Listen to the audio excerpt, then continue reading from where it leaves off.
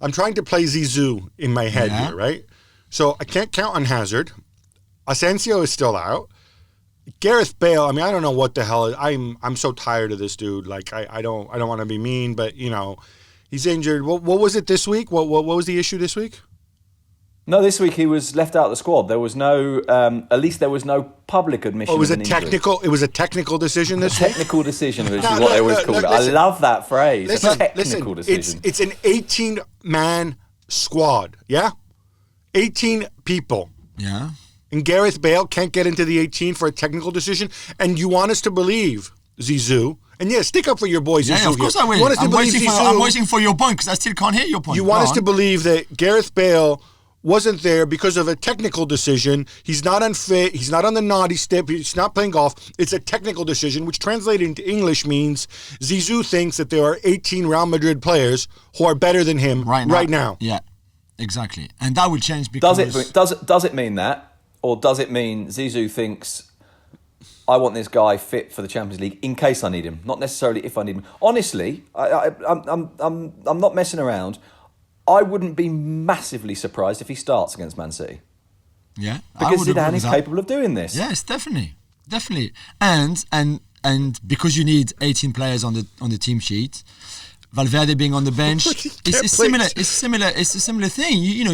You've seen many clubs, big clubs, managers resting a player, leaving him at home 3 days before a Champions League game, and especially more before that kind of Champions League match, right? He played a week ago, right?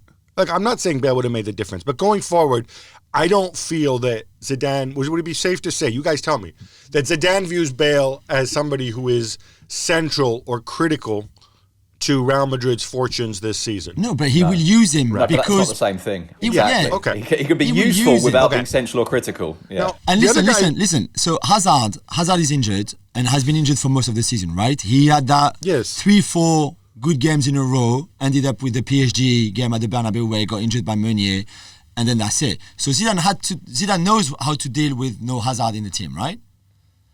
Now Rodrigo has been sent off with La Castilla, so he will be missing the Clásico as well. So even if Zizou is not that trusting into Bale, he will have to bring him back into the team anyway because they need him. Well, he will, because I'm looking at this. I'd forgotten that. I have to say my bad. I'd forgotten James Rodriguez was a thing still. He was on the bench. He had Vinicius on the bench. What's this going to look like? I mean, are we imagining? I guess Isco had been playing well the last couple games, so that's a bonus. Is this what we're dealing with? Some sort of Isco, Benzema, Vinicius? But you also have that option with the five in midfield. That worked so well, didn't it? In the Super Copa, for example.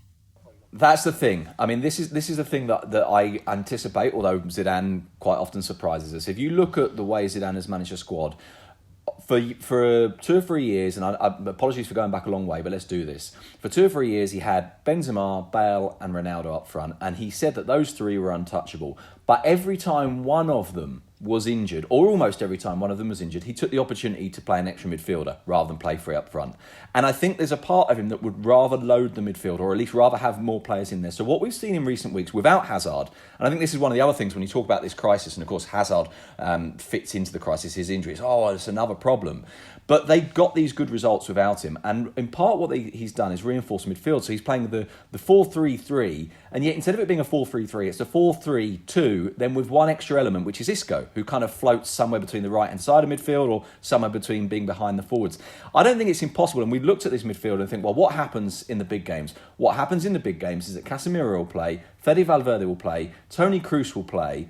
And then the other question will be, is it Isco or Modric? And there's a bit of me that now thinks, maybe in the absence of Hazard, and if he doesn't trust in Bale, because I'm not ruling out Bale and Benzema up front, maybe he ends up playing both of those. So maybe it is a 5-man midfield with Isco closer to Benzema, that little bit more freedom to try and pack the midfield, to try and keep possession of the ball.